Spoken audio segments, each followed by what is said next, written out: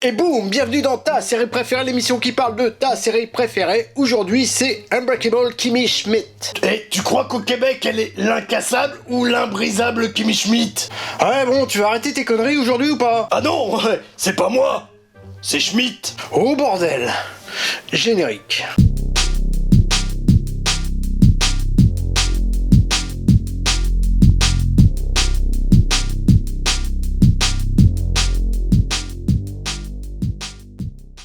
Unbreakable Kimmy Schmidt, c'est une série de type comédie de 4 saisons diffusée entre 2015 et 2019 sur Netflix. Et ça parle d'une femme taupe. Oui, c'est vrai, l'histoire des femmes taupes, il va falloir l'expliquer. Alors en gros, c'est l'histoire de 4 femmes qui sont retenues prisonnières dans un bunker sous terre par un révérend. C'est parce qu'elles étaient sous terre qu'on les appelle les femmes taupes.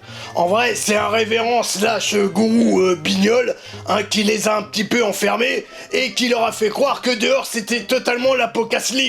Et qu'il n'y avait plus de signes de vie sur Terre, et tout ce bordel a duré 15 ans.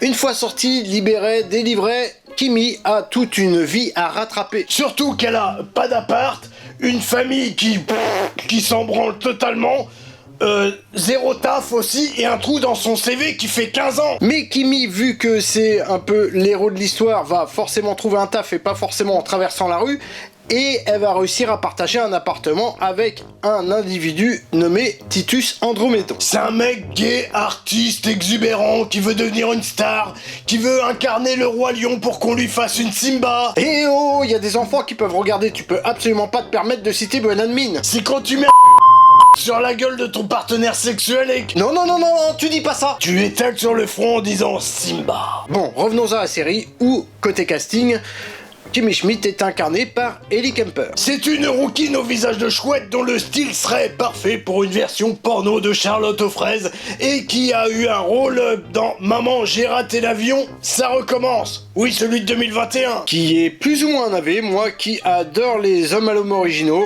Ne regardez pas ça, vraiment. Eh ben dis donc, c'est toi qui diverge maintenant, Verge.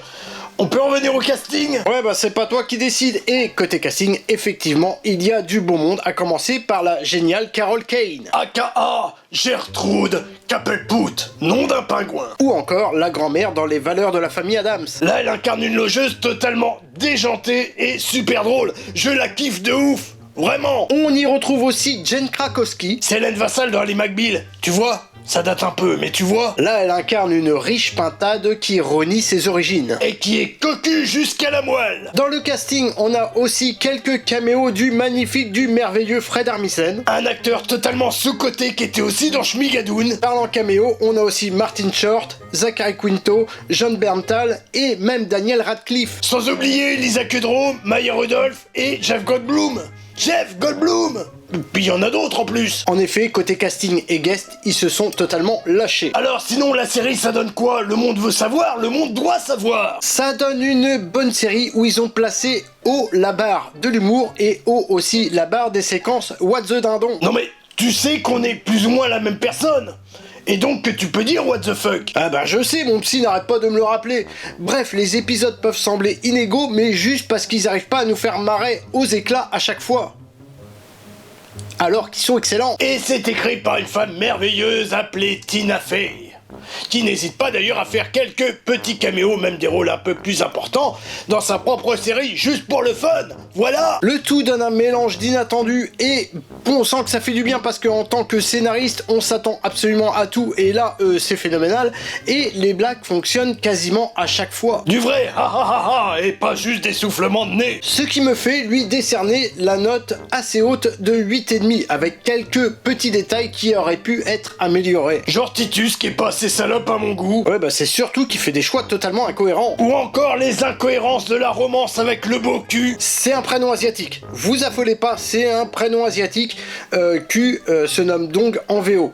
C'est juste pour permettre aux scénaristes de faire quelques vannes dessus. Shodan est un peu nul en autopromo, alors n'hésite pas à lâcher ton meilleur poupousse et partage le fun à tous tes potes, vraiment. Allez, c'était Jean Pasquale, allez. Et Shodan.